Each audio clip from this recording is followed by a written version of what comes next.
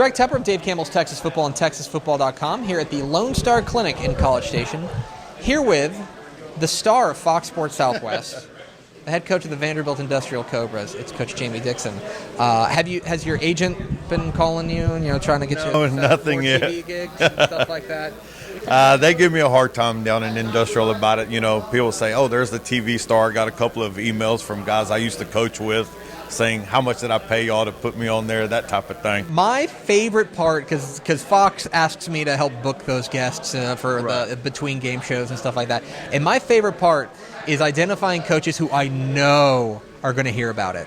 Like that's the joy for me. It's like, oh man, and I knew whenever I was like, man, Coach Dixon, if he's going to be there, that would be fun. And my next thought was like, and he is going to get hell for it. Oh yeah, I got it hammered. My buddies that were at the state games with me, they're over there taking pictures, especially when I'm getting makeup put on. Those pictures went out quick to people. My life is such a joy. All right, Coach.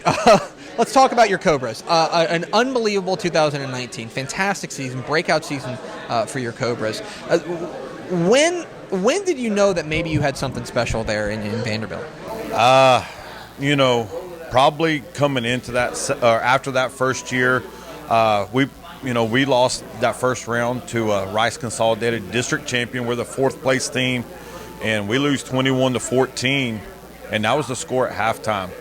And after that game, Coach Sloan, we had talked, and then we're in the same district in the spring, and we're at the district track meet, and he tells me, he goes, you're going to be the district champion next year. And I was like, I don't know. And we leave the track meet, and we talk as a staff, and, that spring a lot of people kept saying it, that we were going to be pretty good, and I didn't want to believe it. And then you sit there and you think about it, who we returned. And, in the first round, we lose by a touchdown, and that's it, to a district champion. And we just told the boys we could have something special coming with all those guys returning that we had. And that was probably when we started really thinking we could.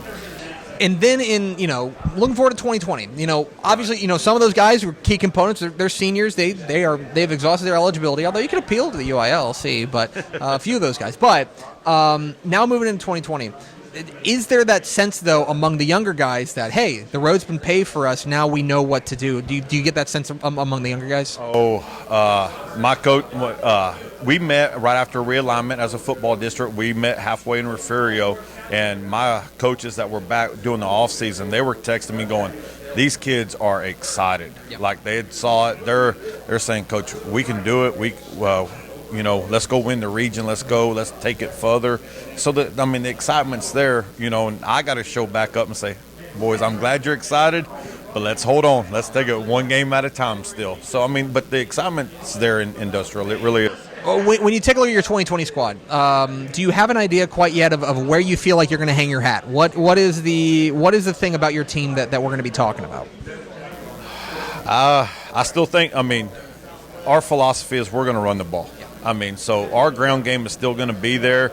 It's going to be with some different people. We're losing Carson Wimberly. We're losing Blaine Moreland, who accounted for 4,000 yards of offense between those two guys. And we're gonna have a new quarterback, new running back that's going to fill Blaine's. But we're still going to try to line up and physically dominate you. That's just our style. It fits our community. We're a farming community, blue collar, and our kids, they just want to line up and hit people. You don't got to convince them to hit people. No, I don't have to convince them. And that's the thing I told people when I took the Industrial job. I watched them back, in the 90s when I was in high school. And Industrial's, it's a tough community, and those kids, they want to go to work, and that's what they want to do. Yeah, it's a hard-nosed group of kids. Let's talk about realignment. Realignment's come down. I'll say this from my outside perspective. I think you guys got a pretty good draw. Obviously, there are some teams that you won't see anymore. The teams like Yoakum and Hallettsville moving over to Region 3.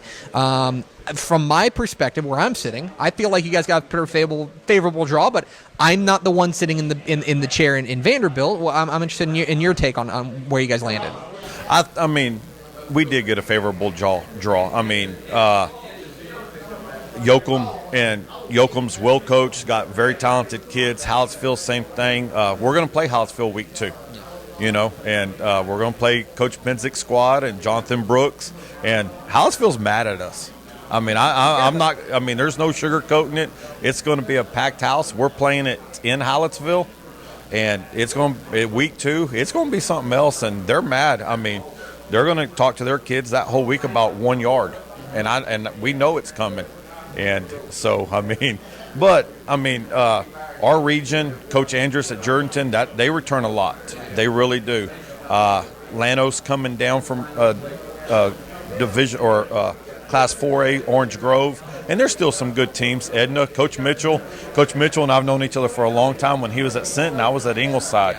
So, and Edna's going to be well coached, and they're talented. And they don't need any motivation. Exactly right. They don't need any motivation. They're gonna, that if they can get moving in the right direction, they're gonna be really difficult. Right. And I'm gonna be honest. Edna Industrial, 10 miles apart, Jackson County. That's another team we made mad last year. Edna doesn't like losing to Industrial. And they've made it well known. And so it's gonna be tough. We have the bullseye on our back. That's what I've told our kids, and that's what I've been trying to explain to them. That it's hard to stay at the top. We're the district champ. Someone wants it, and we got to defend it.